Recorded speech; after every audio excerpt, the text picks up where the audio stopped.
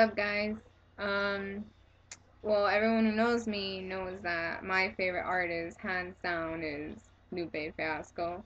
Um, yeah, this picture is up there. My little shrine. Um, well, yeah, he's a hip hop artist. He was born in Chicago. His real name is Wazilu Muhammad Jaco. He's Muslim. Let's see. His career started back in '06. His first album was Food and Liquor. Jay-Z is the one who actually found out about him. He was in some record label that kind of like crashed or whatever, and then he met Jay-Z, and Jay-Z really liked him. He said that he was a breath air, and he said how Lupe reminded him of like a younger Jay-Z. So he helped him get signed to Atlantic Records, where he had his first single, which is Kick Push, talking about skateboarding and all that. Lupe is more one of those like conscience rappers. He doesn't like his style is more lyrical, more storytelling. Like Kick Push, for example, it's just him talking about a kid starting off skateboarding. Second verse, he talks about him falling in love like while skateboarding with some girl, and then the third verse is him talking about his crew or whatever. His other songs don't deal with like all these other rappers that are talking about pouring champagne on girls and hey, let's make it rain and all that. His style is more of like social issues and stuff like that. It's always been that way. He's all metaphorical and all. Like, some people don't really listen to him because they think that he's too complex, you know, because his he actually started hating hip hop. He really hated it, and when he was like 19, I think it is, he started getting into it like randomly. He hated it because it was vulgar to women. He's Muslim, so his religion is more like uptight, and he was more conservative. He didn't curse a lot. He still doesn't curse as much. He does have songs where he curses, but whatever. So most of his songs actually deal with like things happening, in real life, things that people actually go through. None of his songs ever deal with like him getting money. You would never hear a song talking about that at all. That's why I like him. It's nothing like all that Drake and Lil Wayne and all that. He has 3 albums. He has the fourth one coming out real soon. He just announced it. It's called Food and Liquor 2. His first album was Food and Liquor. Second one was The Cool, and the third one was Lasers.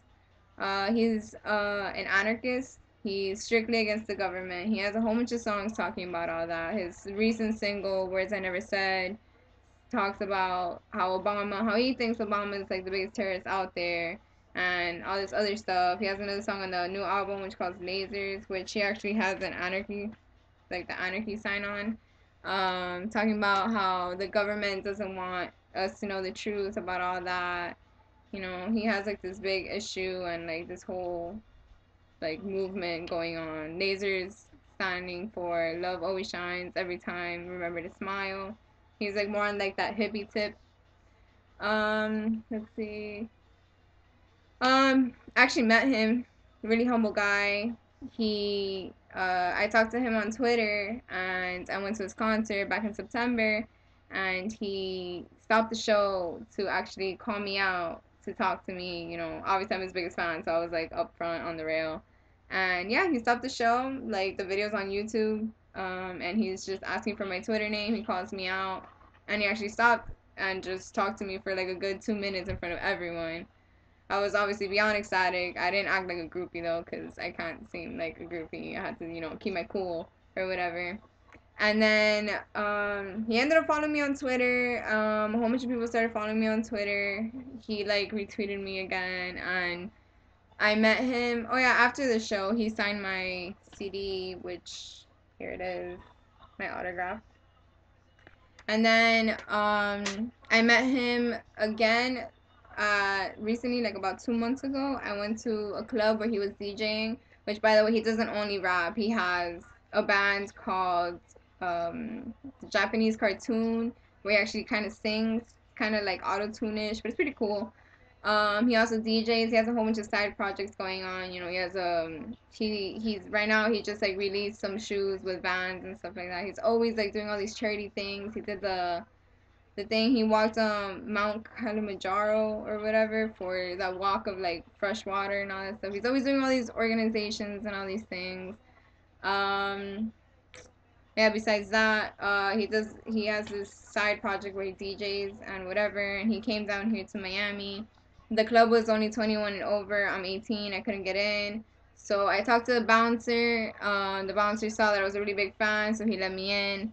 So when Lupe was, hyping up the crowd, DJing or whatever, he saw me. He recognized me from Twitter and like from the last show, and he actually, like, when the set was over, he told the security guard to get me and my two friends that I went with upstage or whatever. And yeah, like, he talked to me and he actually remembered me. He was just like, oh yeah, I remember you, you're Lupe Fiasco from Miami or whatever. And I don't know, he seemed like a really humble guy. He hugged me and my friends. He took pictures without a problem. Like, he's a sweet guy, like, from what I've seen and what I met. Like, he's not like all uptight or any of that. So yeah, that's my favorite artist. Here's a picture of me and him. I don't think you can see it well. But yeah, that's us.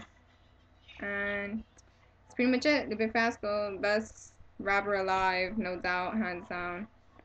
And that's it. Hope I get an A on this. It's beyond awkward, but okay.